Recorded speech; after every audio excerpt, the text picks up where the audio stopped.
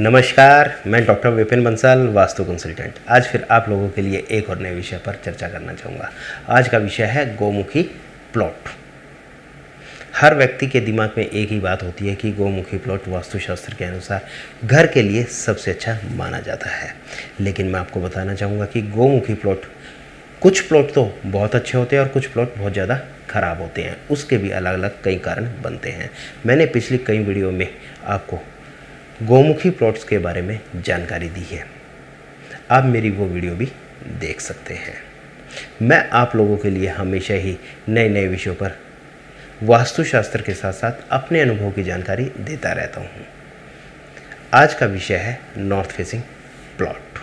आपका plot north facing है और वो प्लॉट गोमुखी है।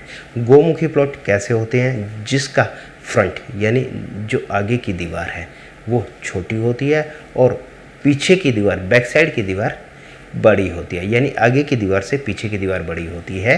तो ऐसे प्लॉट को गोमुखी प्लॉट कहा जाता है। इसमें मैं आपको बताना चाहूँगा कि वास्तुशास्त्र के अनुसार नॉर्थ फेसिंग गोमुखी प्लॉट नहीं लेना चाहिए, क्योंकि आप नॉर्थ फेसिंग गोमुखी प्लॉट लेते हैं तो इसमें आपका या तो साउथ ईस्ट का एरिया प्लस हो जाता है, एक्सटेंड हो जाता है, या आपका साउथ वेस्ट का एरिया एक्सटेंड हो जाता है। यानी या तो नॉर्थ ईस्ट का एरिया कम होकर साउथ ईस्ट का एरिया एक्सटेंड होता है, या नॉर्थ वेस्ट का एरिया कम होकर साउथ वेस्ट का एरिया एक्सटेंड होता है। तो ऐसे में वास्तु दोष बन जाता है। बहुत सारी जगह ऐसे भी देखने में आता है कि नॉर्थ ईस्ट भी राइट एंगल होता है और नॉर्थ वेस्ट भी राइट एंगल होता है। राइट एंगल का मतलब 90 डिग्री नॉर्थ ईस्ट कॉर्नर होता है और 90 डिग्री आपका नॉर्थ वेस्ट कॉर्नर होता है। तो ऐसे में जो हमारी फ्रंट की दीवार है और जो हमारी लेफ़्ट राइट की, यानी नॉर्थ की दीवार और ईस्ट की दीवार और वेस्ट की दीवार, ये हमारी बिल्कुल स्ट्रेट होती है और बैक साइड की दीवार हमारी एक तरफ से बढ़ जाती है।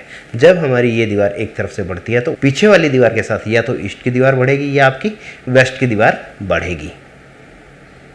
जब ईस्ट की दीवार से वेस्ट की दीवार बढ़ती है और पीछे साउथ की दीवार तिरछी होती है तो ऐसे में साउथ वेस्ट कॉर्नर एक्सटेंड हो जाता है, बढ़ जाता है। ऐसे में ईस्ट की दीवार वेस्ट की दीवार से बड़ी होती है और पीछे की दीवार आगे की दीवार से बड़ी होती है, यानी नॉर्थ की दीवार से साउथ की दीवार बड़ी होती है। तो ऐसे में जो प्लॉट बनता है वो प्लॉट साउथ ईस्ट एक्सटेंडेड बनता है। लेकिन इनमें वास्तु दोष बन जाता है। वास्तु दोष इसलिए बन जाता है क्योंकि साउथ ईस्ट का एरिया बढ़ जाता है या साउथ वेस्ट का एरिया बढ़ जाता है। जब भी ये एरिया बढ़ते हैं तो उस घर में रहने वालों को उसी प्रकार के बुरे प्रभाव मिलते हैं, यानी ऐसे प्लॉट अशुभ माने जाते हैं। बहुत से प्लॉट ऐसे भी देखे जाते हैं जिसमें जो नॉर्थ की दीवार होती है उसमें ईस्ट की दीवार भी तिरछी होकर जाती है और वेस्ट की दीवार भी तिरछी होकर साउथ की ओर बढ़ती है।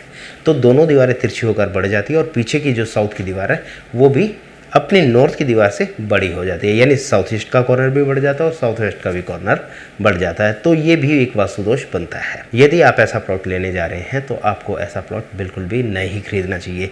कई बार होता है क्या है कि जितनी भी कॉलोनियाँ नई बनती है या पुरानी कॉलोनी है उनके अंदर कुछ प्लॉट ऐसे हो जाते हैं जो एरिया कम हो जाता है या बढ़ जाता है, गोमुखी बन जाते हैं या शेरमुखी बन जाते हैं। ऐसे ही सेक्टर्स के अंदर भी कॉर्नर के कुछ प्लॉट ऐसे होते हैं जो गोमुखी या शेरमुखी बन जाते हैं।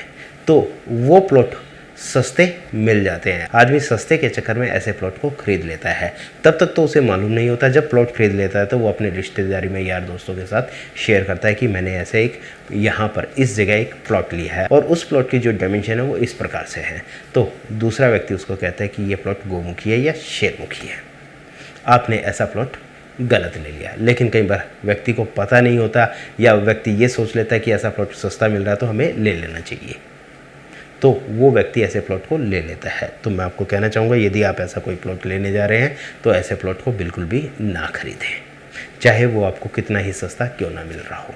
यदि आपको बहुत ज़्यादा सस्ता प्लॉट मिल रहा है और आप उस प्लॉट को बिल्कुल स्ट्रेट रेक्टेंगल करके बना सकते हैं तो आप विचार कर सकते हैं ऐसे प्लॉट को खरीदने के लिए।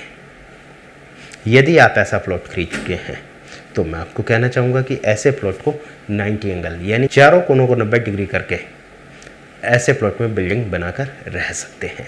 देखिए, इसी के साथ मैं आपको बताना चाहूँगा यदि आपके प्लॉट का साउथ ईस्ट का कॉर्नर बड़ा हुआ है तो ऐसे घर के अंदर हेल्थ से संबंधित समस्याएं बनी रहती है। देर सवेर एक्सीडेंट होने के कारण भी बनते हैं, आग से जलने का खतरा भी बना रहता है और कहीं ना कहीं उस घर में रहने वाली पुत्र संतान को भी स्वास्थ्य से संबंधित दिक्कत आती है।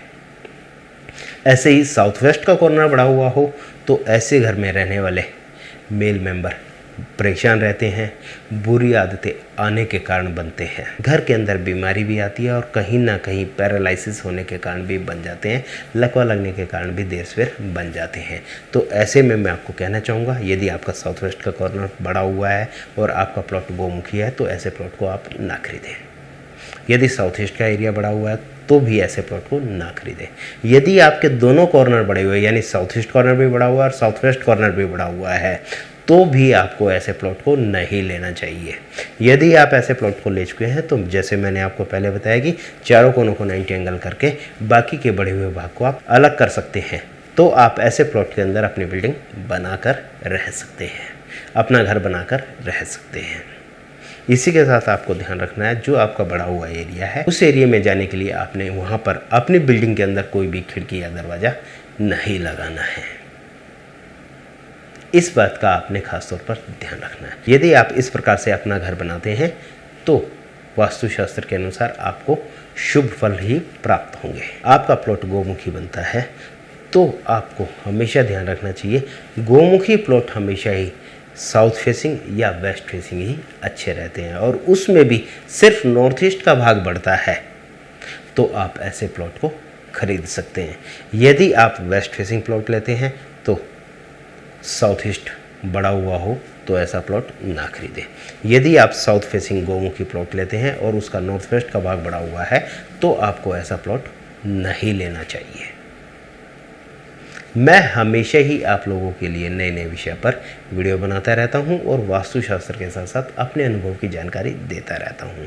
आप अपनी किसी भी साइट के प्रति हमसे ऑनलाइन सलाह लेना चाहते हैं तो आप हमसे ऑनलाइन सलाह भी ले सकते हैं और आप अपनी किसी भी साइट का मैप बनवाना चाहते हैं तो आप हमसे अपनी साइट का वास्तुशास्त्र के अनुसार मैप भी बनवा सकते हैं। यदि आप ऐसे बने हुए घर में रहते हैं और आपके यहाँ जैसे बातें मैंने आपको बताई इस तरह की तकलीफ़ आपके यहाँ आ रही है तो आप हमसे ऑनलाइन सलाह भी ले सकते हैं और आप अपने यहाँ पर साइट विजिट भी करवा सकते हैं।